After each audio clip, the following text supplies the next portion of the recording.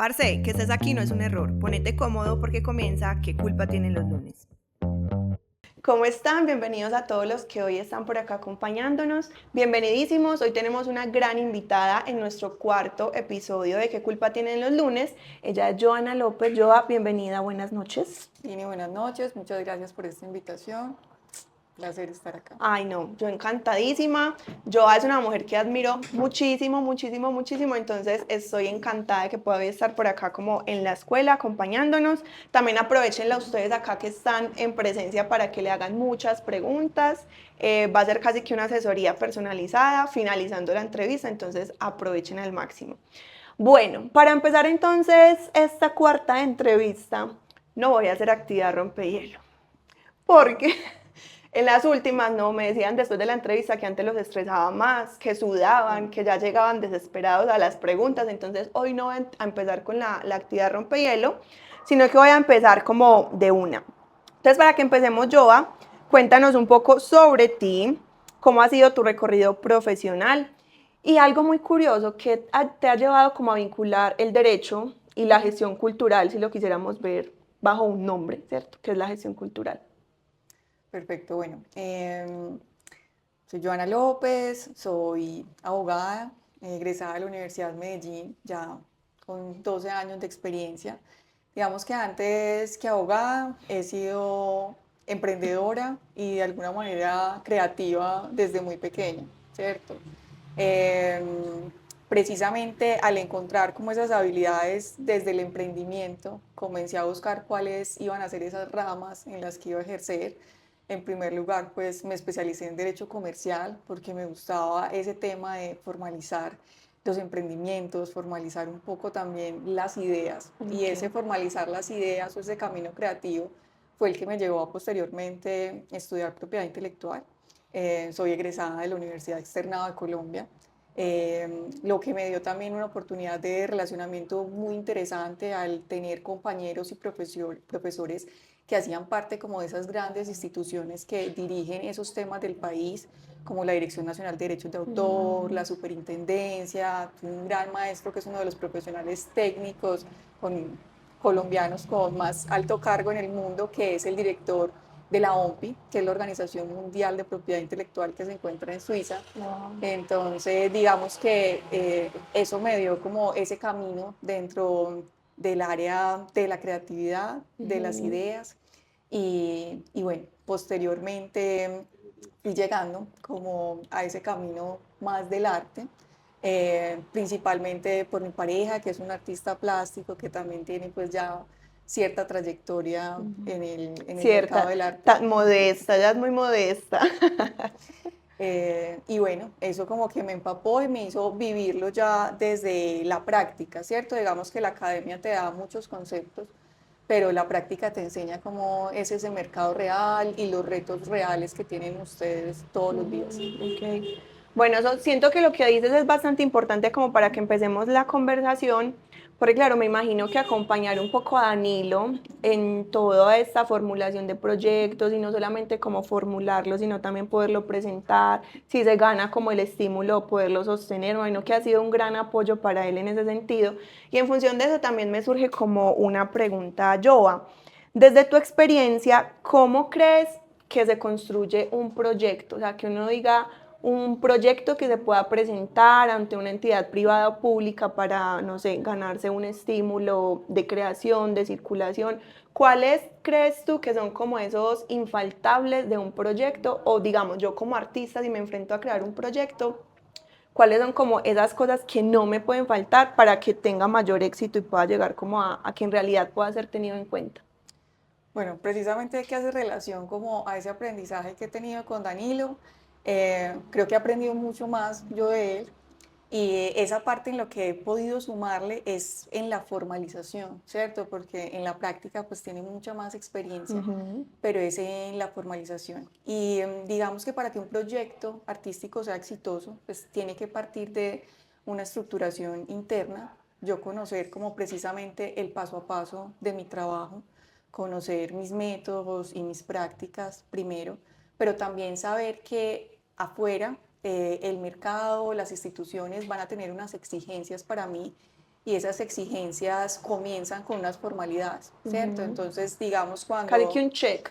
ajá, cuando estoy recién egresado, por ejemplo, debo comenzarme, si voy a seguir el camino independiente, voy a crear una carrera independiente como artista, comenzar con esa formalización básica, que a veces nos resulta obvia, pero es importante traer a colación y es tener un root, ¿cierto? Eh, Empezar a ser consciente de esas obligaciones que tengo también con el Estado y tener presente que debo pagar la seguridad social, porque entonces al pagar la seguridad social, eso me abre unas puertas de contratación o incluso de ventas que puedo tener con la persona que esté interesada en mi trabajo y mucho más si a lo que quiero apostarle es precisamente a los programas de estímulos de la alcaldía, a los programas que pueda tener también Ministerio de Cultura a nivel nacional. Entonces, ¿cómo empezamos con esos check que son el camino básico cuando quiero actuar como persona natural? ¿Cierto? Antes de pensar en formalizarnos en un segundo paso, ya como una SAS o como una entidad sin ánimo de lucro. A mí me parece, Joa, que también como que dentro de los procesos formativos se falla un poco en esto, ¿cierto? Es como ya un poco aburrido hablar del tema porque ya es obvio el problema que existe frente a la formación, no sé, como artistas, como en cualquier área de la creatividad, actores, músicos, en plásticas, como que en la universidad se nos habla muy poco de qué hacer con lo que aprendimos una vez salimos de la universidad, ¿cierto? Como que, claro, nos enseñan todo este proceso de quizás sí formular un proyecto, sí conceptualizar como una idea y poderla formalizar, pero que es como que tú sales y tú estás un poco manivacío, como bueno, ¿y qué hago con toda esta información? ¿A dónde me presento? ¿Cómo hago un poco? No un poco, ¿cómo hago sostenible mi carrera porque quiero vivir de ella? Y siento que todos nos damos de jetas cuando salimos un poco de la universidad. Entonces, como que ¿tú crees que podría como reestructurarse un poco más este tema dentro de las universidades? Porque digamos, en la de Antioquia, que es de donde yo soy egresada, solamente tenemos una materia de gestión cultural, una materia que dura un semestre y es como, uno la ve y sí, uno tiene información, pero sigue siendo como muy poca esa accesibilidad que se tiene a conocer, por ejemplo, qué entidades financian proyectos. De hecho, también hay como asesores de proyectos. Ahora con la inteligencia artificial es un rollo, porque entonces, no sé si te has hecho esa pregunta, ahora estas entidades que reciben las propuestas, ¿tienen alguna forma de comprobar si los proyectos son hechos con inteligencia artificial? ¿Cómo se está relacionando en este momento la inteligencia artificial y la redacción y la construcción de proyectos? Bueno, estoy respondiendo como un Muchas, poco que muchas hiciste preguntas. varias. Digamos que desde la formación académica, no solo en las artes, creo que pasa en muchas profesiones. En el derecho, por ejemplo, poco nos vemos enfrentados realmente a un litigio cuando estamos Okay. cursando la carrera. Uno después sale y se enfrenta con el tener que redactar tu primera demanda y eso es un ejercicio que te enfrenta siempre a la práctica. Pero particularmente pasa algo con las artes plásticas y es que creo que tienen intrínseco como cierta rebeldía y esa rebeldía un poco como en contra del sistema. Entonces eso es lo que hace que haya como que se rompa como ese vínculo. Entonces quiero los recursos, pero a la misma vez estoy un poco en contra de ese sistema, ¿cierto? Entonces sí me quiero presentar al programa de estímulos, pero un poco el Estado es mi enemigo. Entonces hace parte como de conciliar también ese Sí, tema es verdad. para llevarlo también a ese proceso de formalización, incluso también, digamos, yo admiro mucho a Lina porque es una artista supremamente estructurada, pero eso es escaso en el sector artístico, ¿cierto? Porque de alguna manera hay como unos ideales y se entiende como el artista como El ser el... libre, Ajá, bohemio. exacto, entonces como que no lo rige nadie y no hay parámetros y nadie me dice qué hacer. Entonces es un poco como entramos a conciliar que de todas formas, por eso a veces cosas tan obvias como tener un root se vuelve todo un rollo para el artista porque no, es que el sistema no me controla. Y además Y, me está quitando, es como, ajá. sí, te entiendo lo que quieres decir. Entonces es primero como conciliar esas dos partes, ¿cierto? Entender que todos hacemos parte de una sociedad, todos estamos inmersos en un sistema y que ese sistema puede traer en sí mismo oportunidades para todos, que quisiéramos muchas veces que fueran más, quisiéramos el mismo ministro de Cultura, pues en cada uno de sus administraciones defenderá y querrá más recursos para la cultura a nivel nacional, pero naturalmente el Estado no siempre puede darle lo que él quiere, ¿cierto? Entonces, como entrar a conciliar las pequeñas o grandes oportunidades que pueda darme el sistema y cómo están ligadas a unos parámetros. Entonces, digamos, los parámetros son muy claros desde la convocatoria. El artista que es estructurado y dice, yo lo voy a leer, me voy a tomar el trabajo de presentar todo esto que dice acá, es precisamente ese artista, que de hecho hay muchos que se dedican al tema de programas de estímulos y ese es su enfoque, o tienen un enfoque mucho más académico, ¿cierto? Entonces, el primer paso es cómo nos reconciliamos con el Estado, ¿cierto? Y ahí vamos a otra segunda pregunta que tú me hacías y es las agremiaciones. Y es como, no solo cómo me reconcilio con el Estado, cómo me reconcilio con la sociedad misma y cómo nos reconciliamos nosotros entre artistas, Exacto. cómo aprendemos entre artistas a trabajar en colaboración.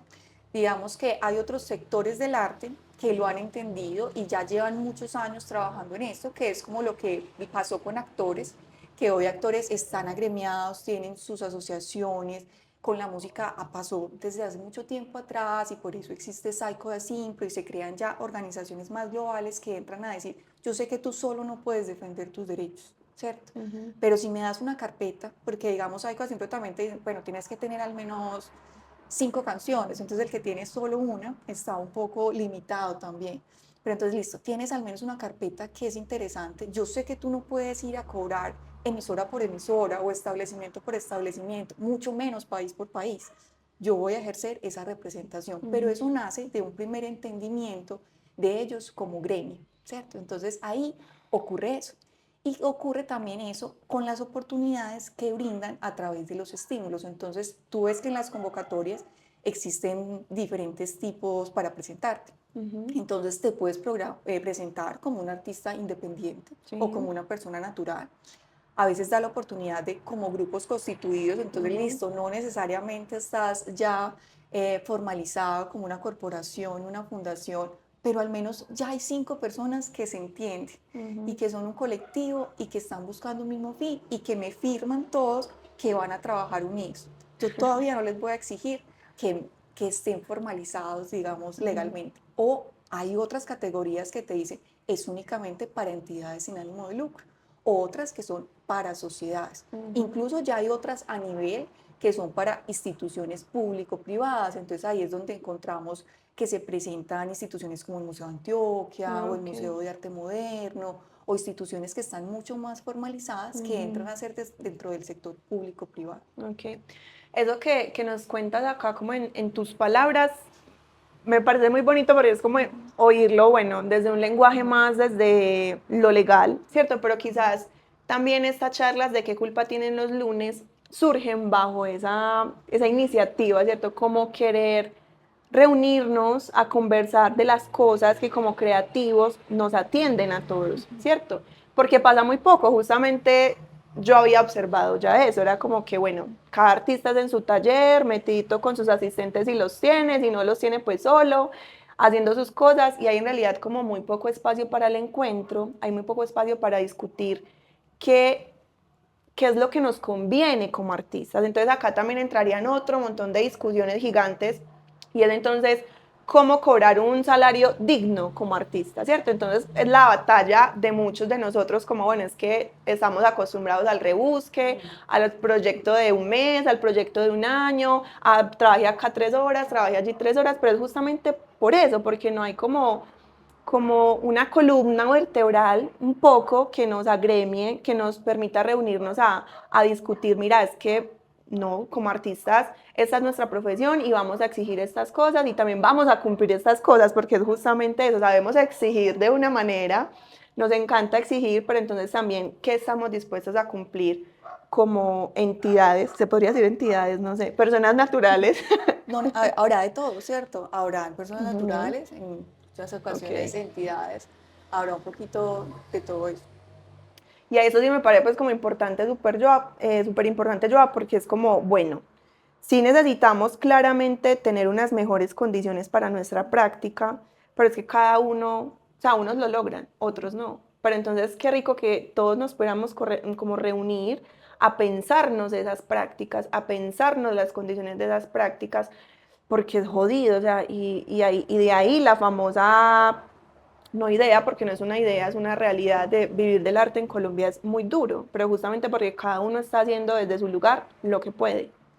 Sí, claramente hay unas injusticias también dentro del sistema y si volvemos al tema de las convocatorias, a veces vemos parámetros que no valoran esos honorarios del artista, incluso no permiten que Ujú. dentro del proyecto Que se esté como tengan una categoría. honorarios Ujú. para el artista. Todo tiene como de alguna manera que ejecutarse o representarse en gastos para terceros o para materiales, pero el artista no Ajá. tiene derecho a unos honorarios. Y ocurre en el sector artístico que eso tiene pues unas altas y bajas que se diferencian mucho y es precisamente por ese producto y servicio que de alguna manera es un intangible Exacto. y ese intangible no lo rige como el mercado tradicional, ¿cierto? No se rige por costos y gastos como, ok, cuando hago un plato de comida de alguna manera sé que más o menos debe rondar en tanto y el Ujú. consumidor también sabrá que bueno, cuando me cobran es porque estoy yendo a un restaurante que tiene también, no sé, otras validaciones, estrellas Michelin, y entonces por eso, pero aún así estará un poco regido por la realidad. En el Ajá. arte vemos que a veces hay el artista que de verdad no le pagan el valor mínimo por su obra, ni Ajá. siquiera por el valor mismo de los De los materiales, materiales. y vemos otras obras que están valoradas Ajá. en, podemos pasar de los millones de dólares, ¿cierto? Entonces Volante. creo que es esos parámetros de los intangibles lo que hacen más difícil esas condiciones de justicia. Pero Ujú. claramente si lográramos unas agremiaciones, encontraríamos cómo exigir esas condiciones más justas. Digamos que hoy en día ustedes no tienen como un tarifario como lo tenemos otras profesiones, un tarifario de honorarios. Es tal vez más fácil de establecer en el sector académico los artistas y más porque son como maestros, Ujú. no necesariamente porque estén valorados como Como artistas. artista. Ahí hay algo muy importante también y es esa función que debe tener el artista de valor en sí mismo, ¿cierto?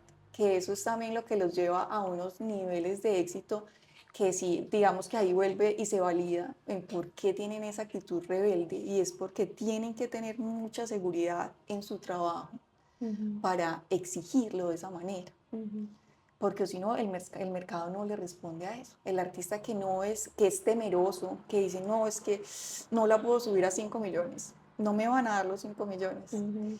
y en sí mismo no se da ese valor, no, el mercado tampoco le va a responder a eso. Entonces es un poco también de tomar riesgos, obviamente seguir un proceso, porque se Exacto. entenderá que pues no puedo salir de la universidad e Ajá. inmediatamente estar vendiendo ciertas obras, pero si me va haciendo un mercado y poco a poco, este ya me compró en tanto, ya el que sigue le va a subir un 10%. Ujú. Y ya el otro año, no, pues la obra me tiene que subir otro 15% porque es que ya vendí 10 el año pasado en Ujú. eso significa que ya puedo dar ese otro salto al 15%. Ujú. Entonces hay un tema fuerte de valor propio en el arte. Ujú. Sino que también yo siento que eso que tú mencionas, como meterse en ese mercado del arte, que es algo tan subjetivo, ¿cierto? También, por ejemplo, no sé, mis estudiantes, es como, pinto esta, no sé, hago esta pintura, ¿cuánto cobro por eso? Yo soy como, ay, no me pregunten eso, porque es como la pregunta del millón, ¿cuánto cobro por una pintura? ¿Cuánto cobro por un dibujo? ¿Cuánto cobro por una escultura? Y pues ahí tendríamos, como tú dices, que evaluar otro montón de circunstancias y de categorías que entonces son a cuántas convocatorias te has Ujú. presentado, no sé, cuántos intercambios has hecho, quién ha comprado tu obra, en qué museos estás, qué galería te representa, pues son como un montón de cosas que empiezan como a interferir en ese valor que pues sí tiene mucho que ver con cuánto como artista también estoy dispuesto como a, no, es que esto valgo, y si está, también lo hablábamos un poco en nuestro primer conversatorio con Numac, que él nos decía como no, es que uno tiene que empezar a darse su valor como artista y eso nadie se lo va a dar, ni la academia, ni la calle, ni la institución, es como empezar a conocer cuánto tardas haciendo las cosas, qué materiales te gastas, evaluar todas estas categorías que ya acabamos de analizar, pues como para poder llegar a eso, pero esa cosa fluctuante del mercado del arte sí es una cosa como bien compleja, que de hecho yo siento o sea, es otro conversatorio, es como uno sentarse a hablar de qué rige el mercado del arte, quién lo regula, porque yo siempre es como, o sea, uno ve unas subastas en un platal, unos millones de dólares, y uno es como, ¿quién regula eso? O sea, ¿o qué hay detrás de eso? Porque es que es demasiado dinero, no sé, pues hoy no vamos a hablar de eso, pero tú dominas algo de eso, Joan. Pero sí se pueden tener como unos principios, Ok. ¿cierto? Más acordes a la realidad, porque sabemos que ya esos otros mercados Ujú. atienden a otro tipo de factores, pero es principalmente la curiosidad, ¿cierto? Y ese, listo, si estoy comenzando, también cómo busco esas primeras formas de darme a conocer. Entonces, tú estás en la universidad y ves que el Colombo hace convocatorias para Ujú. estudiantes, para tener exposiciones de varios estudiantes. Si tu obra llega a destacarse, te van a abrir las puertas. En las mismas universidades hacen Cámara de exposiciones de... Comercio. La Cámara es un gran aliado, es uno de esos actores que propicia también las agremiaciones. Hoy en día ya se está en la creación del clúster de industrias creativas y digamos precisamente esa es su lucha, ¿cierto? También como dar a conocer los artistas emergentes, tienen toda una vitrina para Wow. ellos. Sabemos que inicialmente no son unos montos muy altos, pero es como empiezo a crear esa hoja de vida inicial. Las mismas empresas a Ujú. veces tienen el salón de arte, que son para estudiantes también o artistas emergentes. Entonces, como esos primeros pasitos que se dan desde la curiosidad, Ujú. cómo estoy abierto, cómo voy y busco esas convocatorias, esas instituciones que no son todavía tan inalcanzables como algunas veces lo son las galerías, que ya tienen Ujú. unos parámetros de entrada y unos filtros de dime qué exposiciones tuviste Ujú. antes. Y luego esos lugares tienen algo muy bonito y es que hacen el llamado, digamos que a esos mecenas nacionales o paisas, que son esos primeros creyentes y quienes son realmente coleccionistas tienen una pasión Sí, por es cierto. apoyar Sí. los artistas que están naciendo y visitar esas exposiciones. El mismo Colombo los llama, Sí. les hace unos cócteles privados a Doy fe. ellos y entonces ya ese artista dice, es que estoy en la colección de el Ujú. presidente de Argos. Y Jorge Mario tiene muchas obras de artistas emergentes, ¿cierto? Ujú. Entonces eso ya le da otro valor. Al otro día la obra vale otra cosa. Sí, es verdad. Bueno, Joa, ¿tú crees que acá voy a tratar de unir esto como con otra idea que tengo por ahí en la cabeza? ¿Tú crees que la economía naranja tuvo esta intención en algún momento? O sea, como que preocuparse por la profesión del artista, por su gremio, quizás por unos montos de dinero desde el gobierno. ¿Tú cómo percibes la economía naranja? ¿O tú cómo podrías definir la economía naranja? ¿Qué percepción tienes tú como alrededor de esto? Bueno, digamos que la economía naranja era un concepto mucho más amplio que las artes plásticas.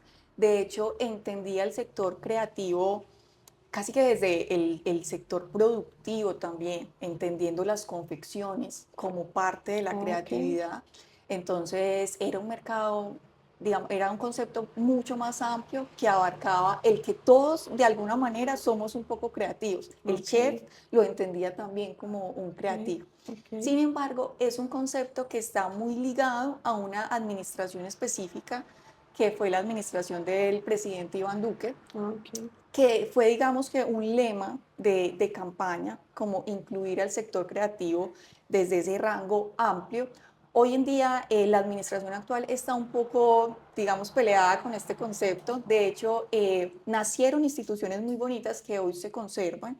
Una de estas instituciones es COCREA, que COCREA es el símil de Colciencias, En las pero para el artes. sector cultural, Ok. ¿cierto? Entonces, nace directamente desde la economía naranja y desde la administración y nacen también otros conceptos muy bonitos como los territorios ADN, que hoy ya tienen también otro nombre, que eran los territorios naranja, ¿cierto? Ok. Entonces, por ejemplo, cuando nace COCREA es precisamente para invitar al sector privado a darle, digamos, una gabela en cuanto a invierte tus recursos, invierte tus impuestos en cultura. Ok. que digamos eso es un poco el sueño que siempre ha tenido la sociedad de, no, es que malgastan los impuestos, pero entonces listo, decide cómo invertir tus impuestos en algo que sea de interés, como pasa también con Colciencias, con los proyectos de I más D más I. Entonces, esa fue su oportunidad.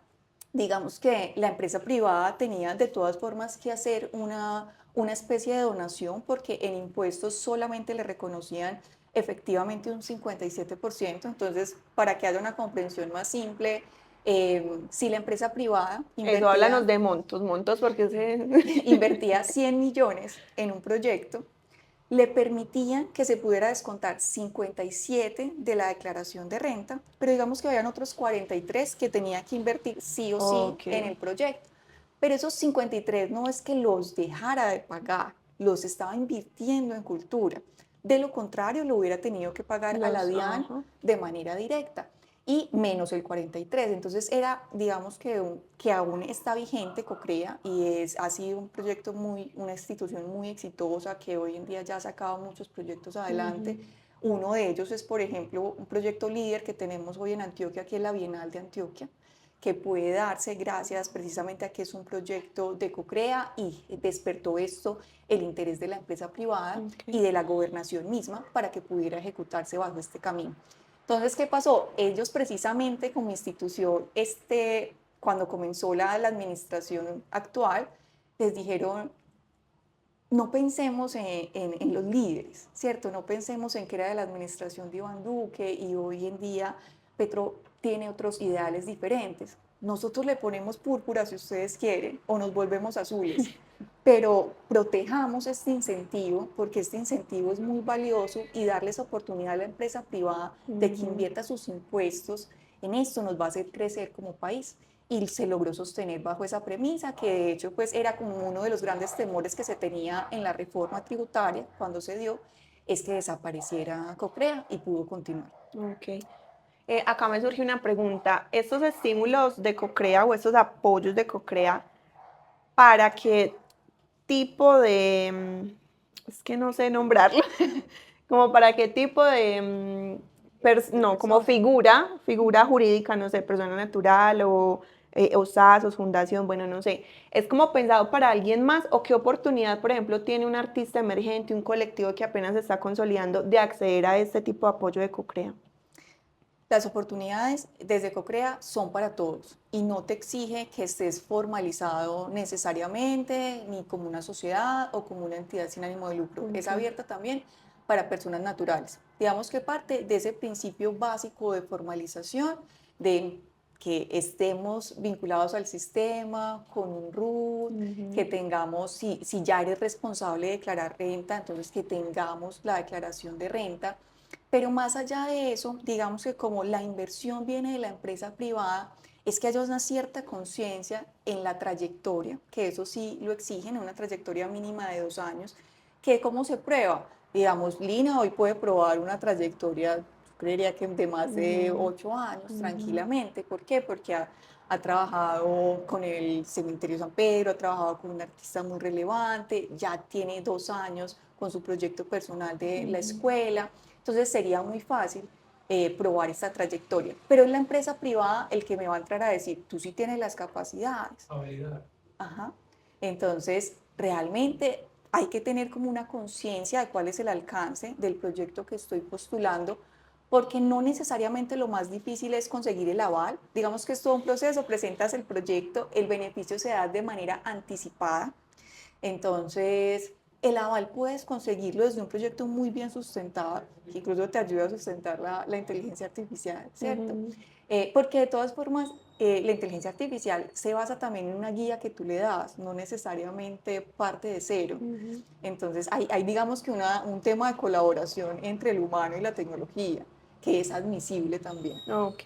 Pero en la empresa privada, al ser tu aportante, el que sí te va a retar, así tienes las habilidades y capacidades para que administrar los recursos. Ok. Entonces, si yo soy una persona natural que me voy a postular a COCREA, yo te diría, comienza por la forma que es de menos de 100 salarios mínimos. ¿Por qué? Porque a partir de 100 salarios mínimos, entonces te exigen también otros requisitos como constituir una fiducia, que también tiene unos costos, Entonces, ¿cómo me acerco como a ciertas realidades y hago mi proyecto viable? Entonces, hay personas que presentan su proyecto con mucha sensatez y dicen, presento realmente con 60 millones, yo saco esto adelante con seguridad conseguiré el aportante de manera más fácil. Ok, Yo no, yo me egresé hace 2 años de la universidad, pero voy por los 1.000 millones. claro. Tal vez conseguirás el aval, pero la empresa privada te dirá, ¿y con quién lo vas a hacer? Y bueno, háblame de tu equipo, porque de pronto entonces tu equipo sí tiene las capacidades, pero si no Ok. tienes cómo demostrar todo eso, entonces te quedas con un aval y un proyecto que no puede ejecutarse. Ujú. Ok, bueno. Tú en ese momento andas liderando la consolidación de Baco, de Barrio Colombia, como uno de los distritos culturales en Colombia, ¿cierto? Como un circuito de artistas o un distrito creativo. ¿Eso en qué va? O sea, ya es distrito, ya es cuéntame, ¿eso en qué va? ¿Cómo ha sido tu experiencia, por ejemplo, tratando de comunicar? Porque ahorita lo decíamos, es complejo poner a tantos artistas a trabajar bajo un mismo propósito, bajo un mismo fin. ¿Cómo te has sentido liderando este gran proyecto que, bueno, cuando hacía parte de Barrio Colombia, la escuela hizo parte un año de Barrio Colombia, pues estuve como un poquito enterada, pero ya no. Entonces, cuéntame esto en qué va, cuéntale también a la gente qué es Baco, porque sé que mucha gente probablemente no sabe que en Medellín existen distritos culturales, ¿cierto? ¿Cuáles otros existen, por ejemplo? Háblanos un poquito de eso. Bueno, Barrio Colombia, Distrito de Artistas, OBACO, ha sido un proceso muy retador, precisamente desde ese lograr que los artistas encuentren en la formalización un camino, ¿cierto? Precisamente, digamos que los distritos creativos pueden nacer de dos formas. Pueden nacer de manera orgánica o espontánea o de manera inducida. Un ejemplo de un distrito creativo inducido es el Perpetuo Socorro, ¿cierto? Que precisamente es uno de los territorios ADN que por decreto administrativo se instauró en la administración de Iván Duque. Entonces, esas son las dos formas. Barrio Colombia nace de manera orgánica y espontánea, ¿cierto? Ujú. Los artistas comenzaron a llegar, eh, digamos que voluntariamente, a habitar estos espacios con unos antecedentes de mucho valor que enriquecían el territorio y era el hecho de tener la cercanía con el Museo de Arte Moderno, que yo creo que es el primer antecedente más importante para que pudiera emerger como esto en la Ujú. zona.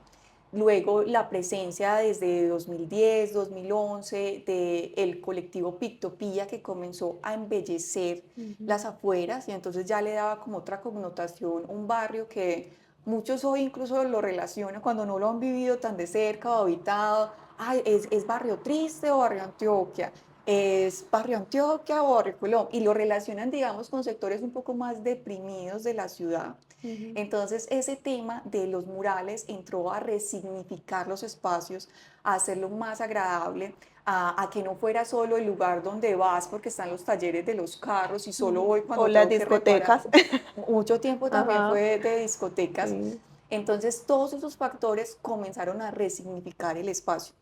Luego algunos artistas, precisamente en búsqueda de espacios tipo bodegas, tipo talleres, buscaban altura, entonces Espacio, encontraban, básicamente. ajá, encontraban como ciertas características que decían, ay, y Ujú. cuando comenzaron a llegar los primeros artistas, aún el metro cuadrado, que hay otro tema que traen también, la resignificación de los espacios, que es un tema de gentrificación, eh, aún estaba asequible, ¿cierto? Entonces pudieron Ujú. llegar. Sin embargo, otros, digamos que fueron entendiendo esta movida y aún siguen llegando hoy al espacio. Actualmente hay dos espacios de artistas en los que en algunos cohabitan varios artistas y hay dos espacios de galerías, ¿cierto? O sea, Eh, hay 14. Sí, digamos que las galerías no están vinculadas hoy en día al Ok, proyecto actual ok. de la corporación como tal, que ya les contaré como ese paso que se dio Ujú. de la formalización. Entonces, a pesar de que ellos de manera orgánica comienzan a llegar desde el 2018, apenas este año, a Ujú. 2025, estamos hablando 7 años después, Ujú. creamos la entidad sin ánimo de lucro.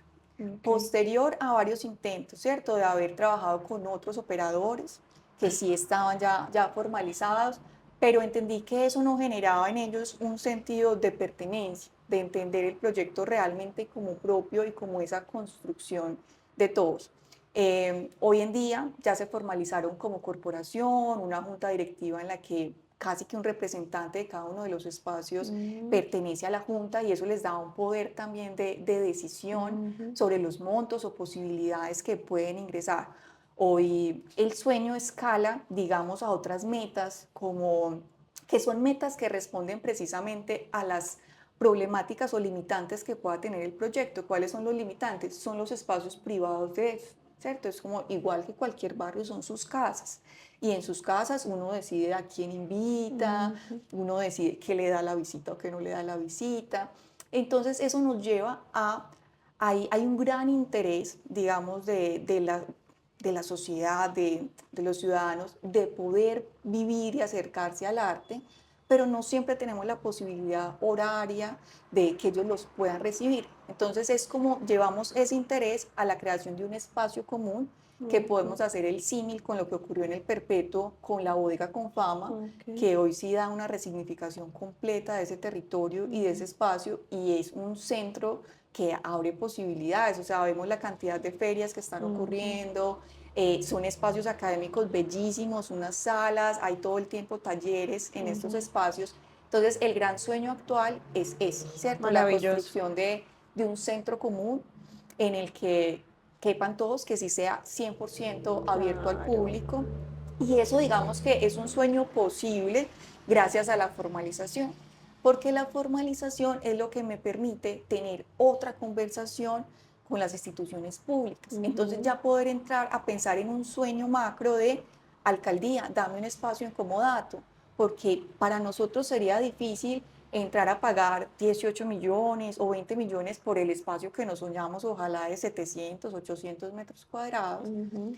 pero tú tienes un montón de espacios y nosotros nos encargamos de resignificarlo, restaurarlo, que es lo que normalmente te piden en un tipo comodato. Ujú. Listo, ¿cómo vas a mantener este espacio? Porque a nosotros como administración pública nos cuesta, entonces prefiero que dejarlo caer muchas veces, que es lo que pasa Claro. con muchos bienes del Estado, porque es que mantenerlo es muy costoso, pero si tú te vas a encargar de esa otra parte, de mantenerlo vivo, le lo vuelves, lo pintas, estos ladrillitos que están por acá, entonces tumbas y haces las divisiones que quieras, yo te lo voy a prestar, vámonos por 10 o 20 años. Entonces eso ya nos da otra posibilidad, incluso de que puedan llegar al territorio muchos más artistas que Claro. hoy, precisamente por el tema de la gentrificación, pues Ciudad del Río ha adquirido un valor Ujú. de metro cuadrado impresionante, ¿cierto? Que era impensable en algún momento, que digamos se iguala ya al valor de Castropol o Ujú. sectores que...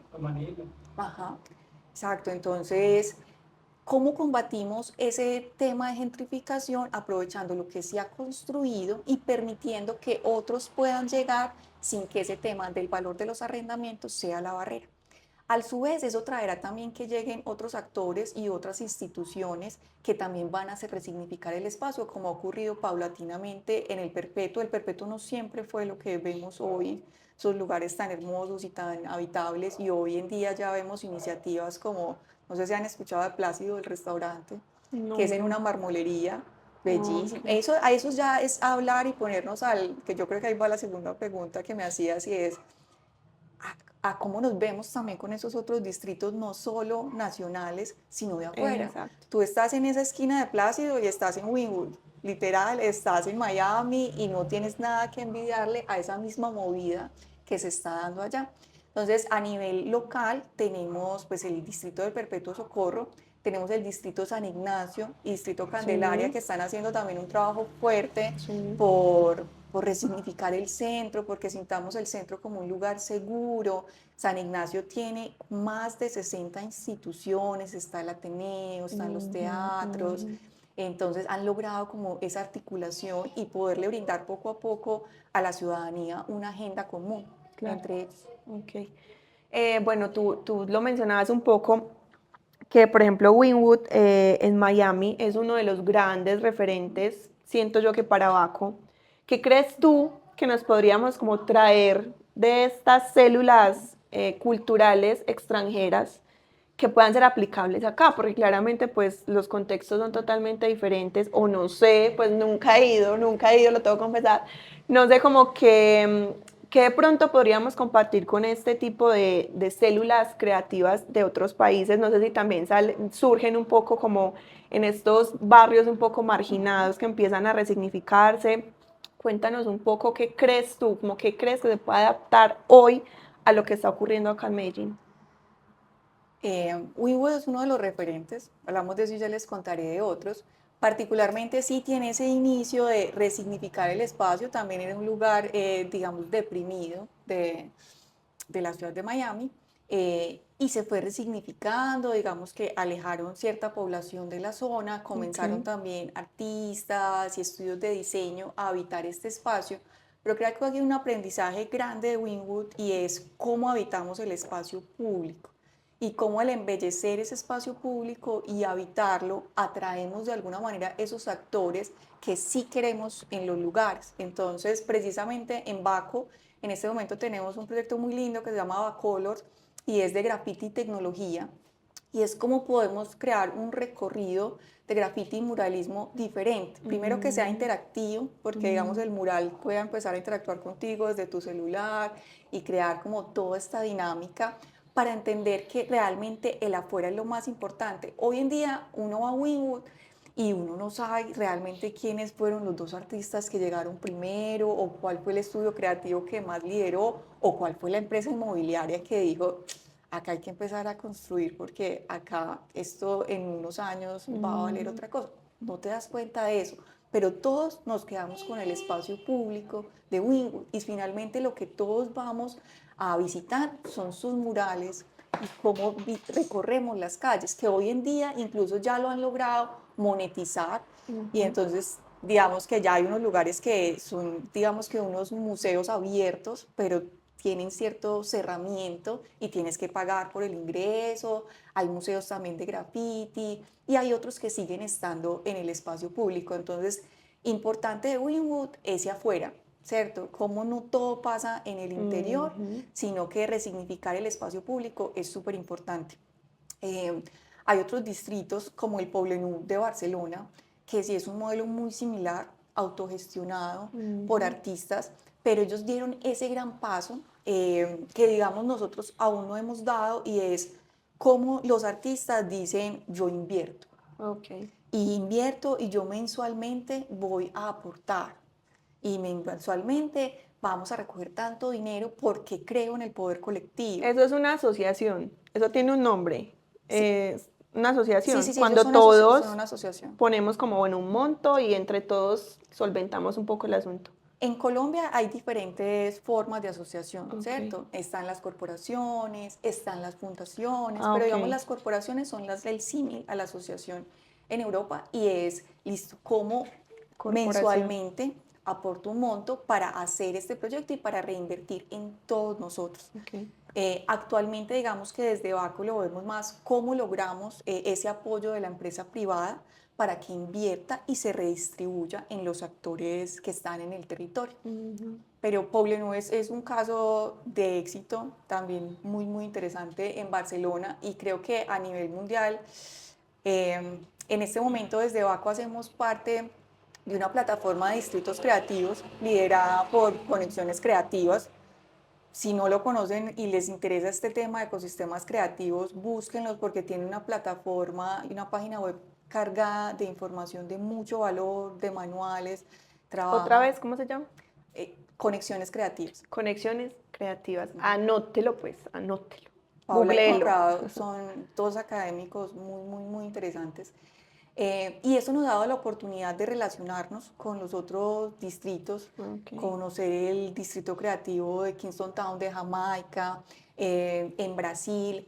Hay, por ejemplo, Chile. Chile es un país que está supremamente organizado en ese Wow. tema cultural y distritos creativos. Y nosotros tuvimos, por ejemplo, la oportunidad ahorita en el marco de Art Basel, en una feria en Pinta, ver cómo los artistas que estaban ahí realmente estaban patrocinados por el Ministerio de Cultura de Chile y los enviaban a ferias. Y ese es Wow. realmente lo que tenemos que Ujú. llegar en Colombia para que porque ocurre algo con otros países y es que han entendido cómo la creatividad y las invenciones y todo el tema de derechos de autor enriquece el Producto Interno Bruto, ¿cierto? Que es algo que Estados Unidos lo entendió lejos y por eso Estados Unidos es el papá de las patentes, porque saben que eso le suma a su Producto Interno Bruto. En cambio acá apenas estamos muy en pañales sin comprender eso. Listo, yo quiero pues, aprovechar Ah, acá. espérame, yo te presto el micrófono, porque como grabamos para que también te escuchen. Aunque no, ya, no nos tocaba el tiempo de hablar, pero me parece que es totalmente al punto. No nos hemos referido pues a la meca del arte en Colombia y podría decirse que es Bogotá. Eh, San San Felipe. Felipe pues como hijito del árbol o como esos ejercicios de rebeldía y de resistencia, pues puede ser como lo más significativo que podría uno, o el símil más importante que uno podría tener. Totalmente. Cuando hablabas hace un momento de como agremiación, como asociación, como ese impulso de querer sacar cosas adelante en Medellín, pues no sé si aquí se ha logrado algo como tan, tan organizado como las noches de las galerías, como los recorridos que ellos tienen y como no sé si desde el apoyo, desde la misma financiación de los que están ahí, los que la sufren y los que se gastan unos pesitos en apostarle a cosas, desde el que tiene pues el tallercito y empezó y consiguió su localcito, como la gente que está en Barra Colombia y en el Perpetuo Socorro, a las galerías que vieron que ahí estaba sucediendo algo y entonces, no, allí es también donde hay que estar. Te lo digo porque el proyecto mío, más que ser un artista que tiene ya renombre y que está, ya puede salir a vender su obra, lo mío va más desde las artes visuales y para arrancar me he tomado años en tener un trasfondo curatorial supremamente fuerte. Y lo que decía la chica ahorita, que quizás te hizo varias preguntas, el mío empezó como un ejercicio apoyado en tecnología. O sea, no pidiéndole a la IA, como yo no tenía la forma de buscar un curador, o aunque conozco algunos, acercarme o a unos galeristas a decirle a que validaran lo mío. Entonces, en mucha introspección, en mucha investigación, en mucha profundización, pero una profundización en realidad pues con sudor y lágrimas, he creado pues como un sustento de la obra que antes que la obra misma permite que ya ya tenga una validación, o sea, me encargué en validarla de cierta manera personal, no sé si eso es una cosa hasta, ¿cómo se podría decir? Mm, Pues otras personas podrían pensar que es muy tonto, que quizás que una persona mismo entre a autovalidarse, pero teniendo en cuenta lo que decías hace un momento, que es que hay que creérselas, hay que valorarse y si hay un esfuerzo muy grande en darle un sentido, una dirección a lo que vas a hacer al producto, entonces ya después se hace muy fácil porque pues el ya vienes cargado de mucho sentido y de mucha pertinencia. Muchas gracias. Sí. Yo así no hemos hablado de Bogotá, o sea, y de Arbo y claramente estos barrios que cuando yo era estudiante, pues claro, allá también fui a rodar, a conocer estudios de artistas y los grandes artistas que dominaban un poco la escena del arte en Colombia. Sí, San Felipe es un caso muy interesante. Precisamente en Bogotá también encontramos como ese sí, ellos llevan ventaja, Sí. claramente, y hay mucho que aprender y admirar también como de todos estos sucesos.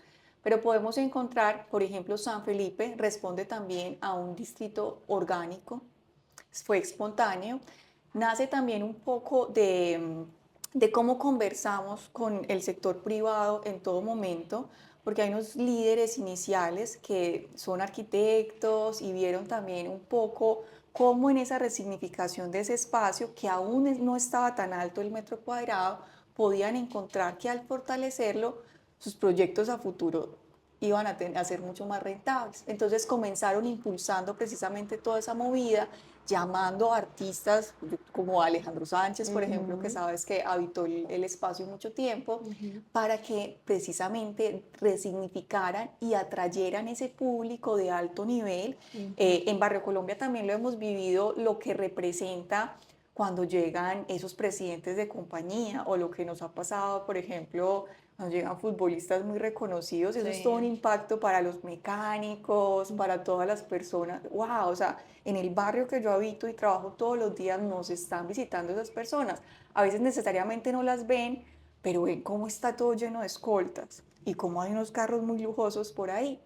Digamos que eso fue precisamente también como lo que se fue buscando en San Felipe a través, digamos, de estos privados visionarios que dice, ¿cómo llamamos a esas personas que naturalmente hacen tan agradable un lugar? Y tenemos también el Bronx, que el Bronx es un fenómeno ya inducido de Ok. transformación de un espacio deprimido con unas problemáticas muy tesas, y cómo entro yo como Estado a hacer una gran inversión. El Bronx puede ser una inversión de más de 90.000 millones, que aún no está todavía abierto al público. Ya empiezan a tener ciertos eventos y a comenzar a decirle a las personas qué será esto a futuro, Ok. pero están todavía en ese tema de restauración, de inversión, pero ese es un fenómeno ya inducido, Ajá. ¿cierto? Digamos que San Felipe precisamente también se da de la espontaneidad de muchos. Normalmente en todos estos distritos lo que empiezan a ver es, digamos, varias agrupaciones. Entonces, Noches de San Felipe y Open San Felipe son operadores diferentes, pero es como todos entramos a conciliar en que nos hace bien crear una estructura. Nos hace bien cuando entonces creamos un mapa y todos tenemos códigos QRs en la entrada, para que esas personas que no pudieron entrar porque estábamos cerrados no se vayan sin saber quiénes somos nosotros. Entonces, es como precisamente aprendemos a trabajar en colaboración, a coexistir con todas las iniciativas, que es algo también muy interesante que hemos aprendido en Barrio Colombia. Por eso te decía, las galerías hoy no están vinculadas a la corporación, pero naturalmente nutren el barrio y naturalmente lo están resignificando y dándole otro sentido. Deseamos que cada una de sus iniciativas tome valor, ¿cierto? Porque si en San Felipe, entonces los que dirigen Noches de San Felipe entraran a discutir con los de Open San Felipe, se restarían mucho más que sumarse. Claro. Entonces, sí es un caso de éxito que hoy en día, antes eran un par, ¿cierto? Tú ibas y no era muy claro cómo era el fenómeno, o ya ves que en todas las esquinas y hay unos mapas, entonces ahí ya entra nuevamente la administración pública y dice, bueno, ¿qué hacemos ya a nivel informativo? Y de artes. Ujú. Ujú.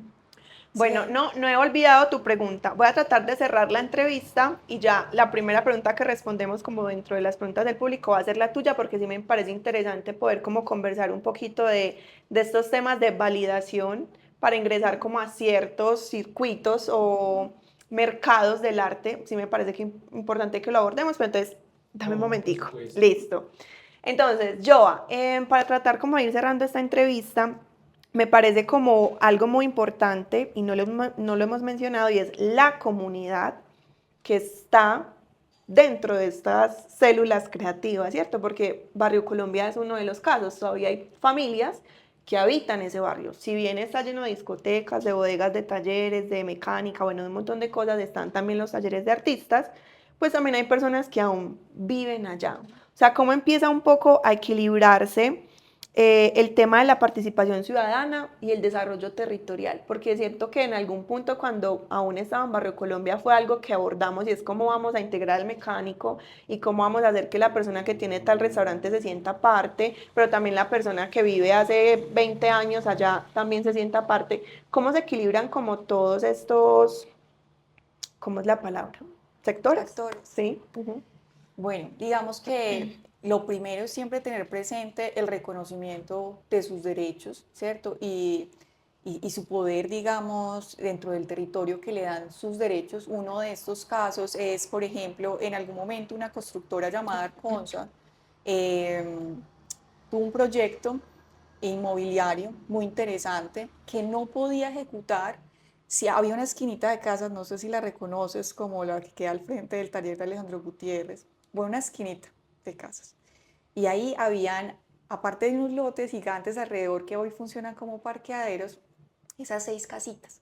Ellos no quisieron de ninguna manera vender. Y eso es muy importante, ¿cierto? Porque ahí es donde encontramos que los derechos no se me pueden violentar y yo tengo todavía una decisión en el territorio y mucho más en el que me pertenece, ¿cierto? Ujú. Digamos que siempre esos derechos lo que pueden ser es negociables bajo la aceptación y la voluntad. Hoy en día creo que ellos se deben sentir muy satisfechos de la decisión que tomaron en su momento porque hoy sus propiedades tienen mayor valor y eso hace que el día de mañana que otra constructora vaya a negociar con ellos, pues sus propiedades valen mucho más, ¿cierto? Entonces, reconocer sus derechos, eh, siempre incluirlos. Sin embargo, entender pues que estos fenómenos no siempre van a agradar a todo el mundo, es como encontrar la forma también en el que cohabito con ellos. Uno Ujú. de estos ejemplos es, por ejemplo, la Comuna 13, ¿cierto? Como hoy en día, digamos que Sí. muchos se pueden sentir muy violentados por un caso que hoy es icónico de turismo en la ciudad, es el lugar más turístico que hoy tiene Medellín, que más público recibe diario. Entonces, hay quienes tenemos los dos casos, Ujú. ¿cierto? Tenemos la señora que dice, yo acá monto mi negocio de empanadas y me está yendo súper bien, estoy vendiendo tantas empanadas y el de allí vende micheladas de maracuyá y cómo entonces entro a toda esa dinámica que se está generando de aprovechamiento de ella o cómo inevitablemente pues me veo perjudicada, ¿cierto? Ujú. Entonces digamos que no siempre eso tiene una respuesta, a veces generar estos espacios públicos, por un lado tiene sus beneficios porque el que habitemos más los lugares genera unas condiciones de seguridad también, Claro. entonces, ya no me siento tan inseguro de salir a caminar o llegar a mi casa por la noche porque hay más gente y por allí están abiertos y hay noches de vaco y entonces ese día Ujú. yo camino del metro a mi casa tranquilísimo, ¿cierto? Y Ujú. hay corredores seguros, todo esto. O cómo puedo decir, "No, es que se me sientan en el muro de la casa todos los días a tomar cerveza". Entonces Claro. también como uno de todas formas desde las actividades y desde lo que propicia, trata de ser muy respetuoso también Ujú. con el habitante. Bueno, maravilloso. Y ahora sí, para cerrar, ya esta sí es la última, es la última. ¿Cómo te imaginas el futuro del arte y la cultura en relación con la innovación, el territorio y la sostenibilidad? ¿Qué Ah, piensas? está acorchado. Corchadora. O cómo te, o llevémoslo a lo que estás en este momento trabajando. ¿Cómo te imaginas, por ejemplo, el futuro de distritos como el Perpetuo Socorro, como Baco, como San Ignacio? ¿Qué crees que va a poder pasar en unos años y si van a poder sostenerse a esos años que nos estamos imaginando?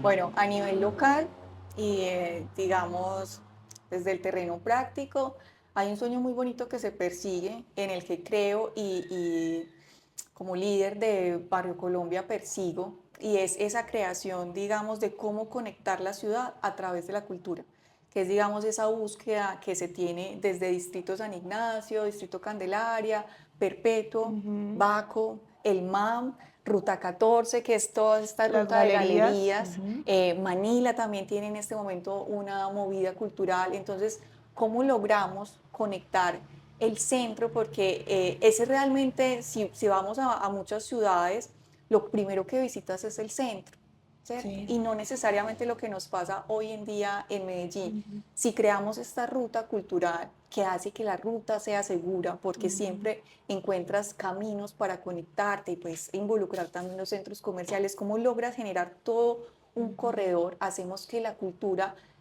logre habitar también la ciudad, ¿cierto? Ajá. Y que el visitante y el ciudadano la viva realmente de manera diaria y la Ujú. encuentre en todas partes. Entonces, desde lo local, ese es el sueño.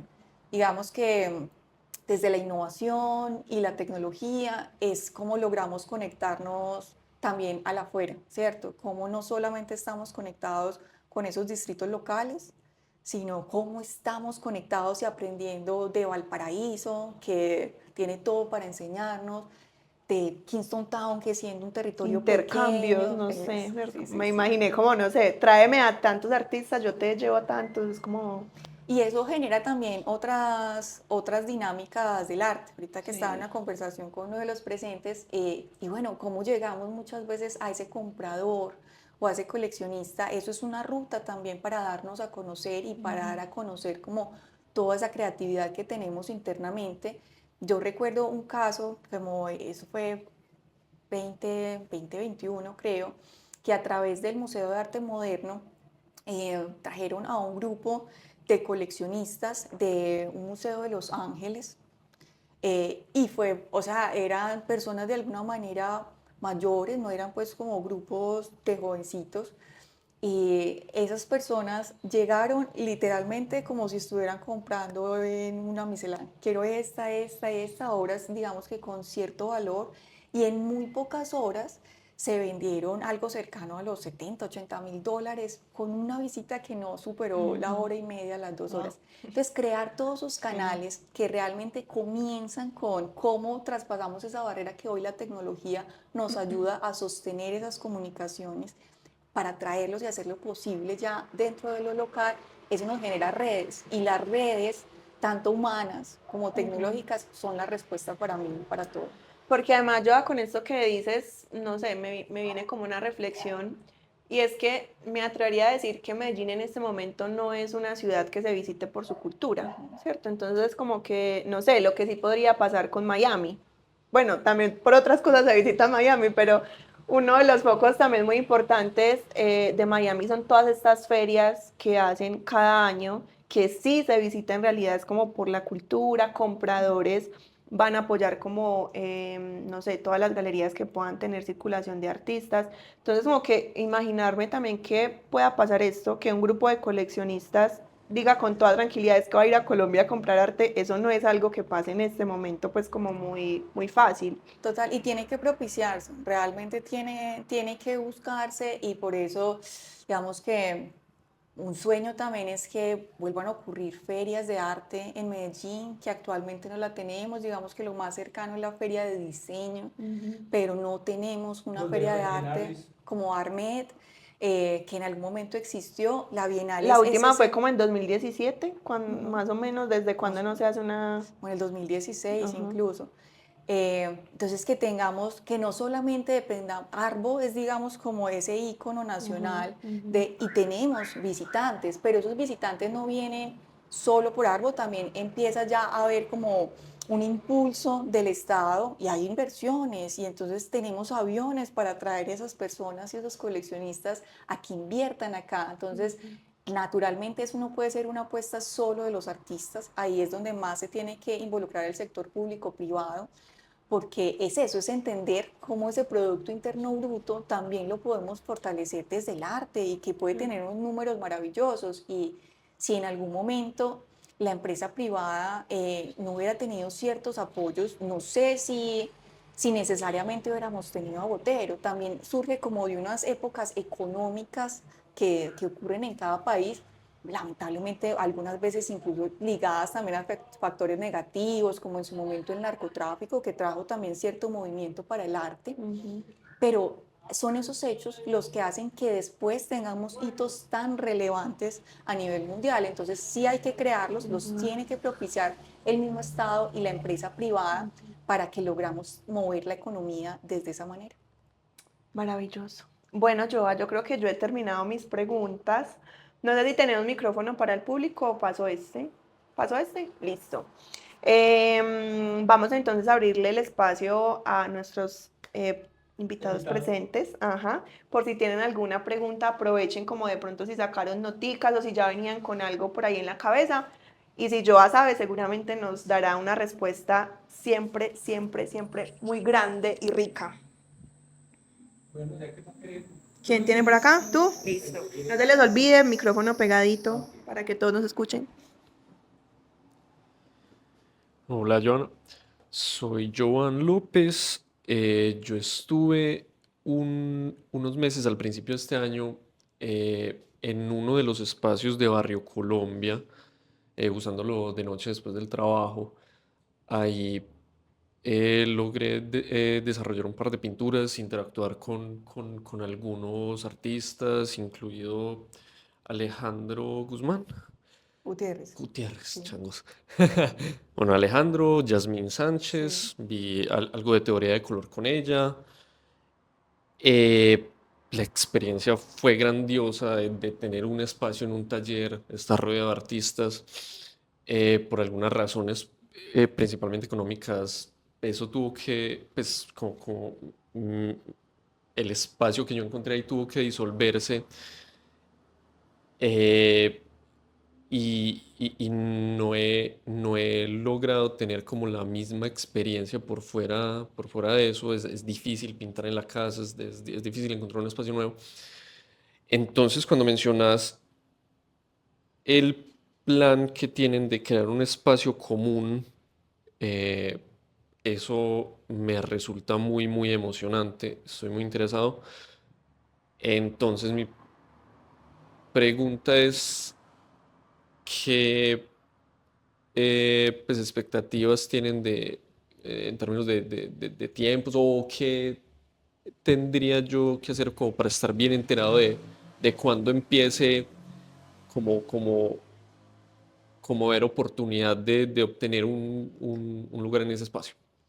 Bueno, por un lado, precisamente compartiste con Yasmín Sánchez. Es muy lindo lo que quedan de esas experiencias de trabajar en comunidad, porque digamos que aunque tuvo que mudarse, precisamente está en otro espacio que es colaborativo y involucra también como las artes, también con la danza, otros temas. Entonces, como de alguna manera siempre se queda como un aprendizaje que enriquece, ¿cierto? Y es bueno, esto de trabajar en colaboración funciona y me nutro del otro y veo lo que el otro está haciendo.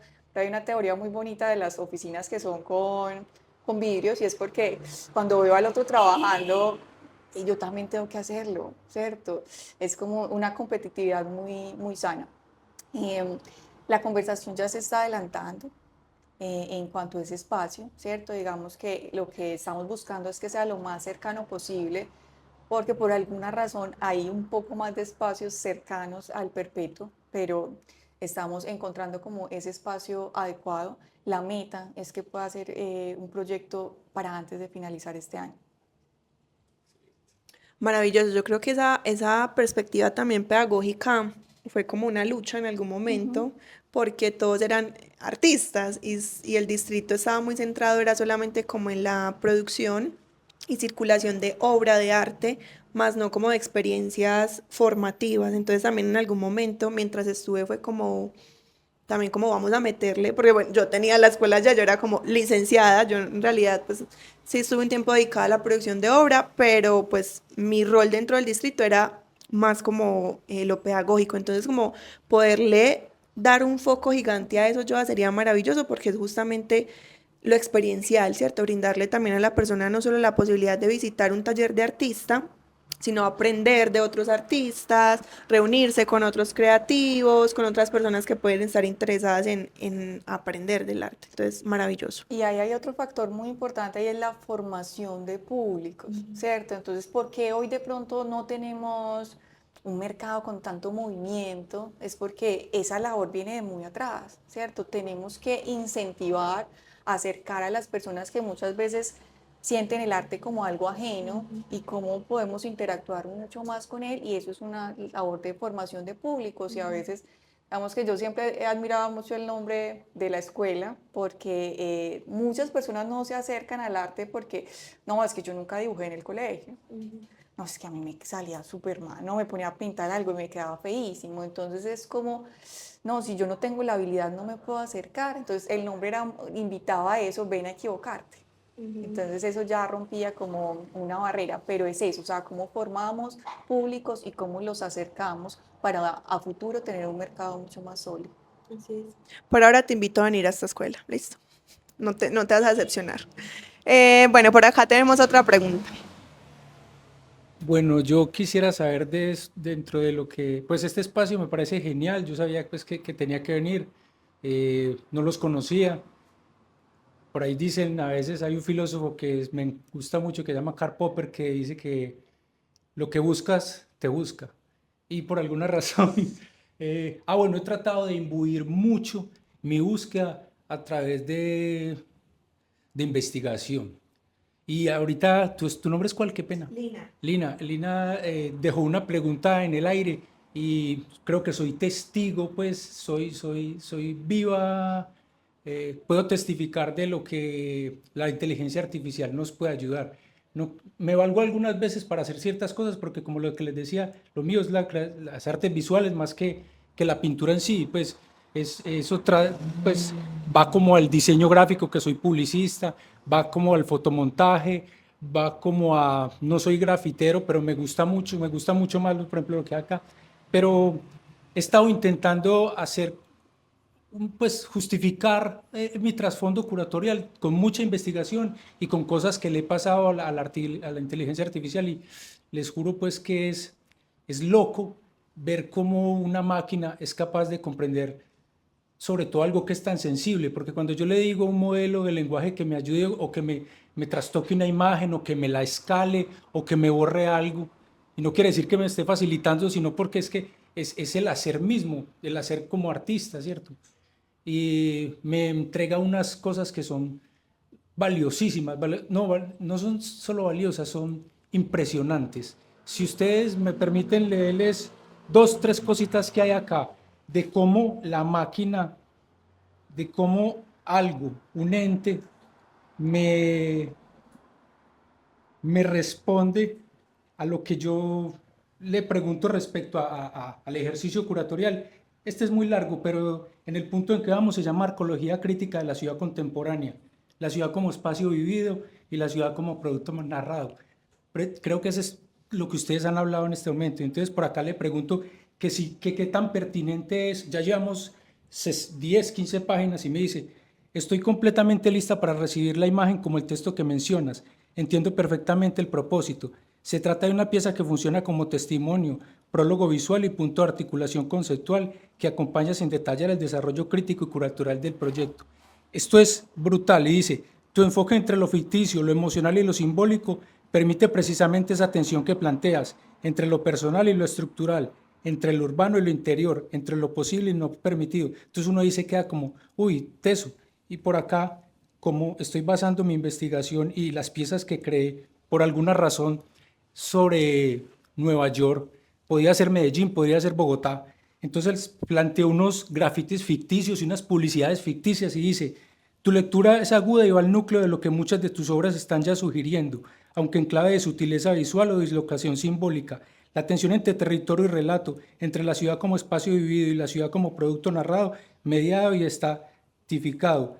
Y aquí dice, identidad móvil y simulacro urbano. Esta es una de las líneas de que ella me traza como para por dónde irme. Me dice, en muchas ciudades globalizadas como Nueva York, que aparece en tu obra, la identidad ya no se construye en el arraigo, sino en la circulación.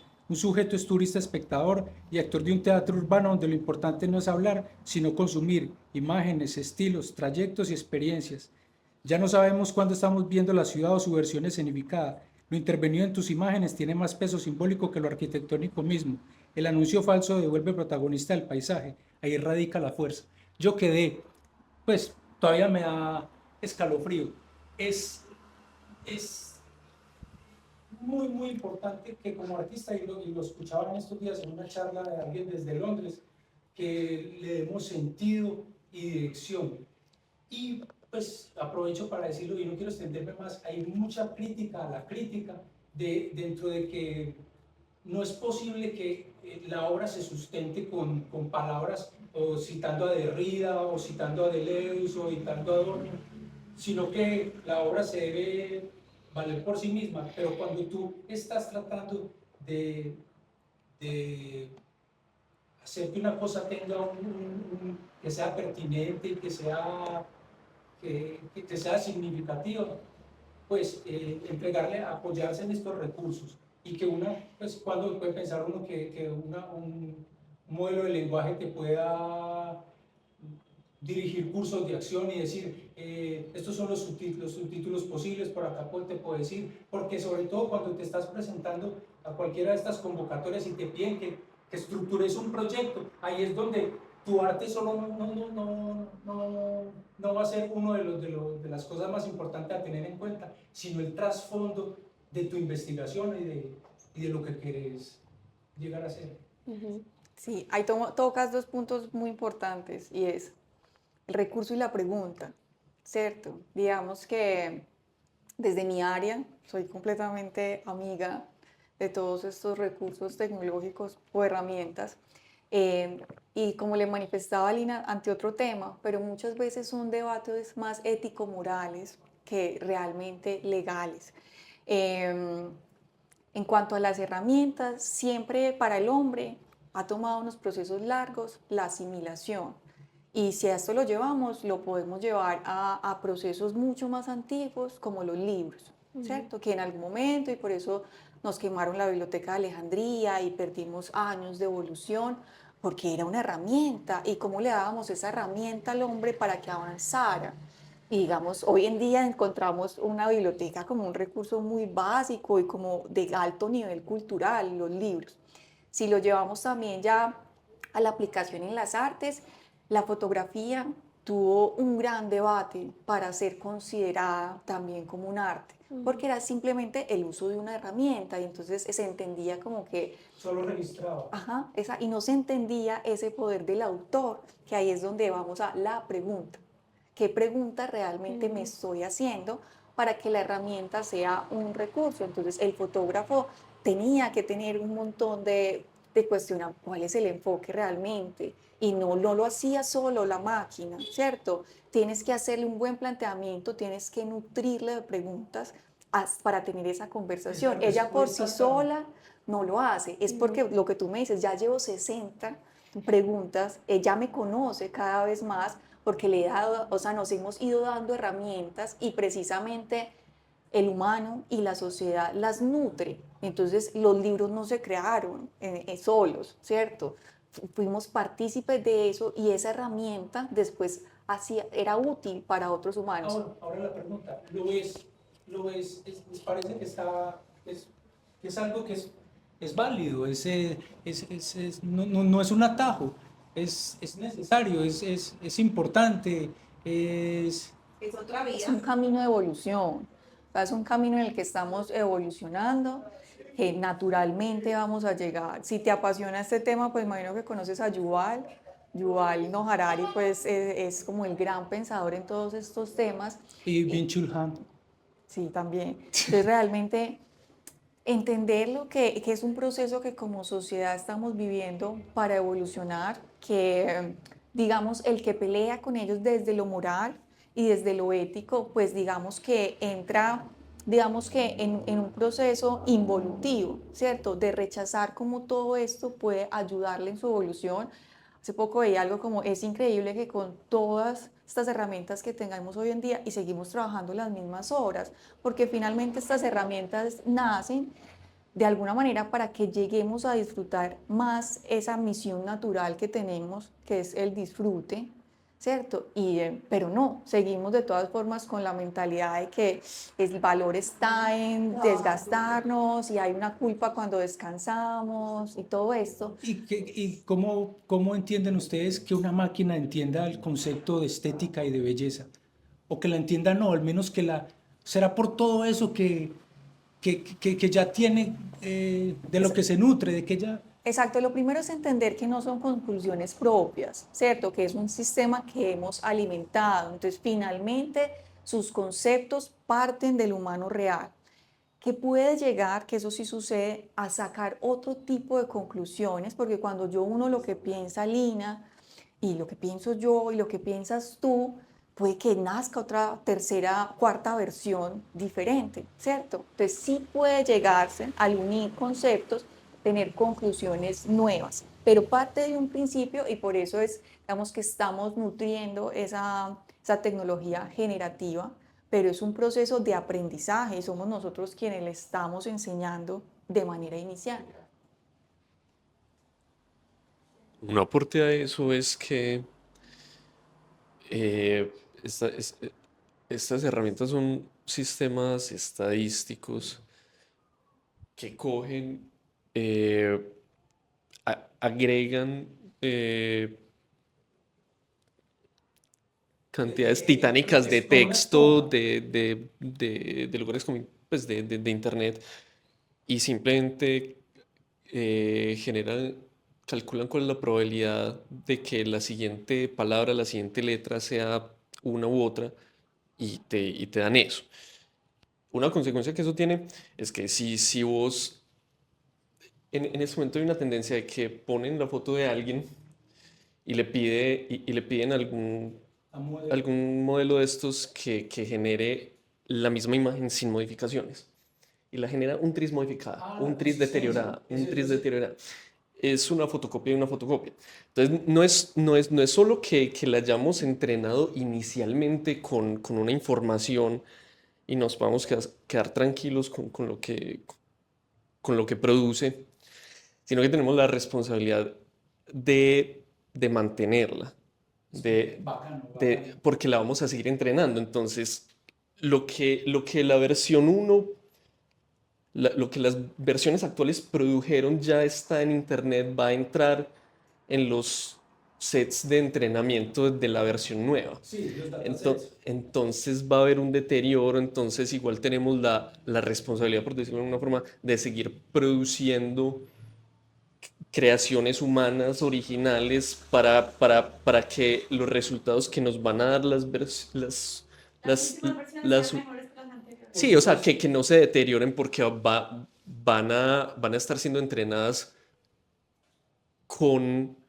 con el producto de la versión anterior, y si dejáramos que eso fuera lo único que las está entrenando, sin participar nosotros mismos, simplemente los resultados se deteriorarían y se deteriorarían y se deteriorarían. Y hay un tema de Entonces tenemos, privacidad también Y de la propiedad importante. intelectual sí que es importante.